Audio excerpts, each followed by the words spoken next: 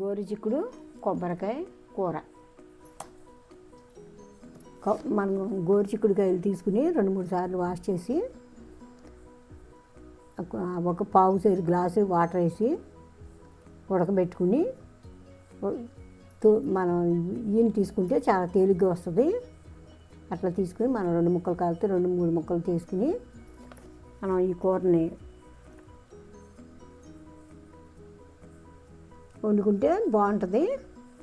అలాగే గోరుచిక్కుడుకాయతో మనం ఫ్రై చేసుకోవచ్చు, కర్రీలాగా వండుకోవచ్చు, కొబ్బరి వేసి వండుకోవచ్చు.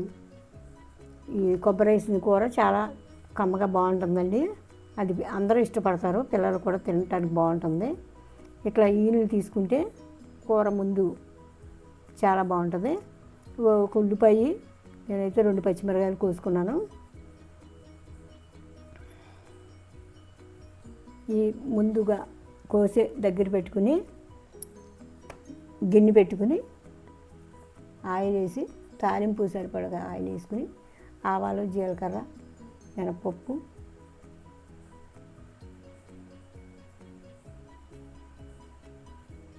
ఎండుమిర్చి, కరివేపాకు వేసుకుని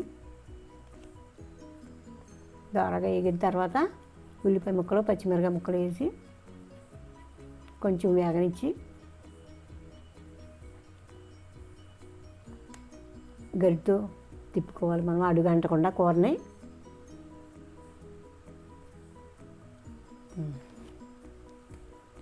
మగ్గిన తర్వాత ఈ గోరుచిక్కుడుకాయ ముక్కలు కోసి పెట్టుకున్నాం కదా, అవి వేసేసుకుని మళ్ళీ ఒకసారి మనకి కూరకి ఒక పావు స్పూన్ పసుపు, 1/2 స్పూన్ కారం, 1 స్పూన్ సాల్ట్ వేసుకుని కూర కిందకి పైకి కుదుపుకోవాలి. కుదిపితే అడుగంటకుండా బాగుంటుంది.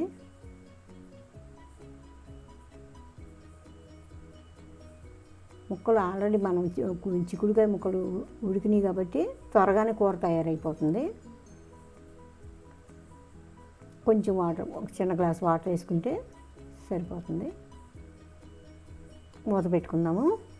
ఈలోపు మనం కొబ్బరి ముక్కలు తీసుకుని, ఇది పచ్చి కొబ్బరి బాగుంటుంది, లేత కొబ్బరి అయితే ఇంకా బాగుంటుంది, ఎండు కొబ్బరి అయినా వేసుకోవచ్చు.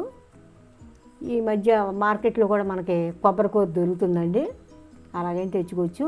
మా పెరట్లో కొబ్బరి చెట్లు ఉన్న వల్ల మేము ఫ్రెష్గా ఎప్పుడు కావాలంటే అప్పుడు కాయ ఉంచుకుని ఇలా ముక్కలు చేసి మిక్సీ పెడుతున్నాను.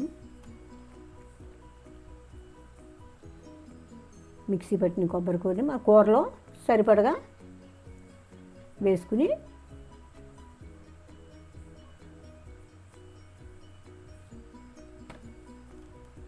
అయిపోయి వచ్చిందండి కూర. ఇంకా ఒకసారి గరిటతో కదిపి